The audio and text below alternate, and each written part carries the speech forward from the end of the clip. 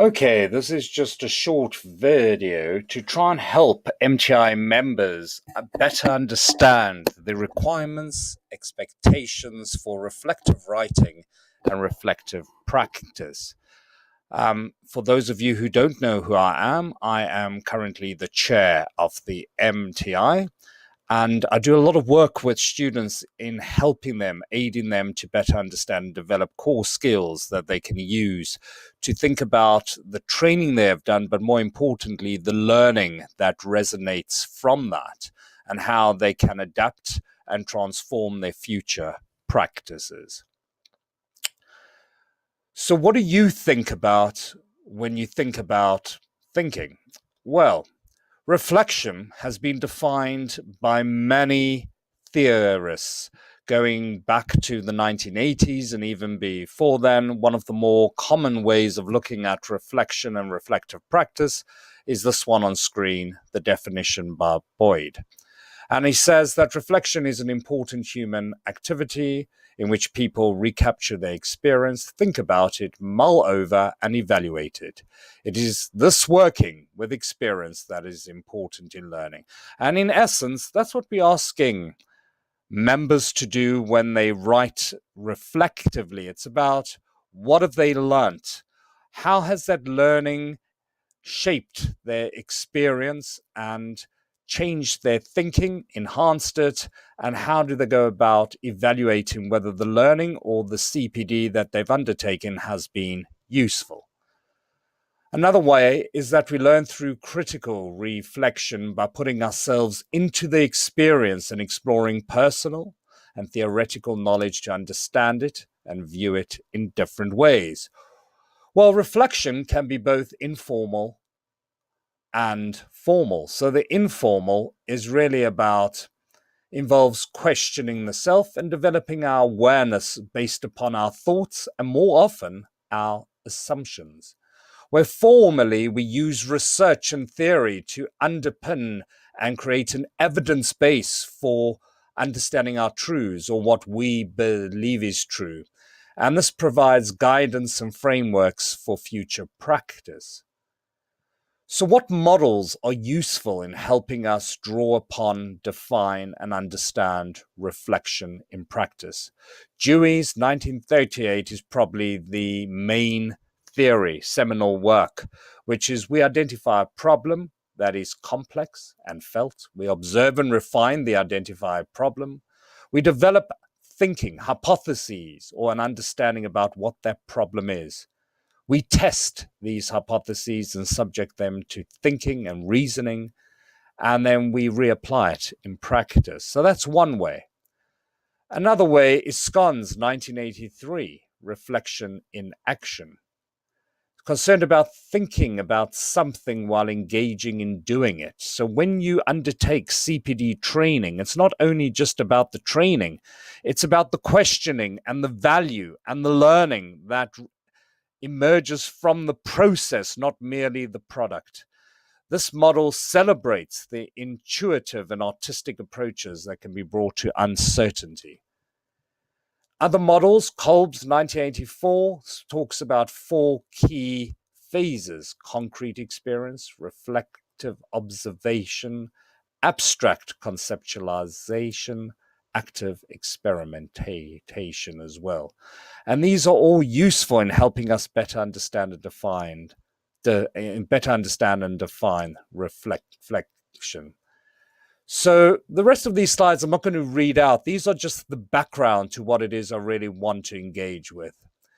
But this particular model, John's 10 C's, is useful in helping us define how we can structure our writing. Commitment, accept responsibility, and be open to change. So think about your training not merely as filling a gap, but a drive to change the way you think about your current practice.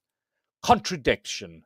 Note the tension between what actually occurs in the training and what you want to occur. How does that trouble you in a sense? How does that create harmony? How does that unsettle your thinking? Conflict, energy to take appropriate action, challenge, confront your typical beliefs, your actions, your attitudes in a non-threatening and supportive way. Catharsis, that purity that emerges. Working through negative thoughts about your own practice, your own training. Creation, moving beyond the old self and moving into a new way of working, of doing. Connection, connecting what you do in practice to what you do in the learning and the theory and the training, and how do these then create a network for you. Caring, congruency, reflection as a mirror for caring and constructing, building your personal knowledge. So use this model to help you create a framework for reflection. Barriers, what could stop you from reflecting effectively? And when I grade or review work, this is what I often find. Kolb, 84, sees that to reflect effectively on your experience, you should actively set aside part of your working day. Psychological, that fear of being judged, the fear of being criticized, being closed to feedback, defensiveness. Professional arrogance, which I often see. I know it, I've done it, I'm there, I'm qualified. What does the person judging my writing understand about me? It's really about being open to change. Bridges, how do we cross those negativities, those negative thoughts? Support, mentor, supervision, key. Use your supervisor to help you understand and navigate the challenge. Feeling safe, a role model, someone who's worked in that, someone who has a little more knowledge or experience. Multiple ways of looking at a particular issue, opportunities, and more importantly, time. Energy to invest in yourself. Tell the story. That's what we want to hear. Don't just simply describe the experience. Tell a story of why you engaged in that training. Tell the story about what it is you feared. Tell the story about what it is you've learned. Tell that story about how you embed change. So a reflective journal, reflective piece of writing, your reaction to that event, different ways that you've looked at that event, how the experience links with previous experience or other experiences, how you can understand the experience in light of theories or thoughts around that particular issue. What have you learned? What you need to learn, and how might you achieve these learning goals? So think about what the situation was, what you did within it, what happened as a result of your actions, a reflection on the situation or event and the process by which it unfolded. Reflection, therefore, enables you and us as a community of practice to be conscious of our potential for bias, make the best use of the knowledge, change and develop our professional working base, avoid or mitigate against past errors and mistakes, and maximize opportunities for learning. Unless we make conscious and systematic efforts to critique our own practice, we will be unaware of how and when we are being discriminatory. We will not make use of the knowledge base developed within and for our profession. We will continue to repeat the same mistakes. Our skills will stagnate rather than develop. So I hope this short presentation has been useful. I will be running further workshops and keeping all members up to date, and hopefully giving you more guidance to enable you to reflect in a more positive, proactive, and professional manner.